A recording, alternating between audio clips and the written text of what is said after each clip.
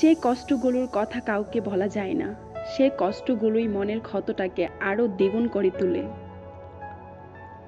আজ যাকে দুর্বল পেয়ে তুমি ঠকাচ্ছ, এমন একটা দিন আসবে এর থেকেও তুমি বেশি ঠকবে।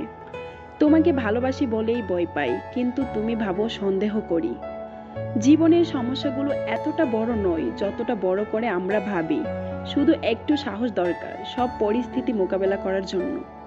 মানুষ মানুষকে না দেখেও জীবনের থেকে অনেক বেশি ভালোবাসতে পারে। কেন জানেন? কারণ ভালোবাসা মন থেকে হয়। কল্পনায় যে কোনো গল্প সাজানো খুব সহজ, কিন্তু বাস্তবে সেই গল্প সাজানো খুবই কঠিন। ব্যস্ততায় হতাশার কিছু নেই, শুধু মনে রেখো অন্ধকার যত বেশি হয় সূর্য তত দ্রুত উদিত হয়। অনেক হয়েছে ন্যাকামো, অনেক হয়েছে ডং, দেখানো আবেগ আমাকেও তো বাঁচতে হবে। আর কতদিন কাঁদবো তোর জন্য, তাই ছেড়ে দিলাম তোর পথটা। যা যেখানে যাবে, তবে আমার পিছু আর আসবে না। জীবনের প্রয়োজনে যদি নিজেকে বদলে ফেলতে হয় তাহলে তাই করো। হয়তো কিছুটা কষ্ট পেতে হবে, তবু যে তোমার মূল্য বোঝে না তার জন্য অপেক্ষা করো।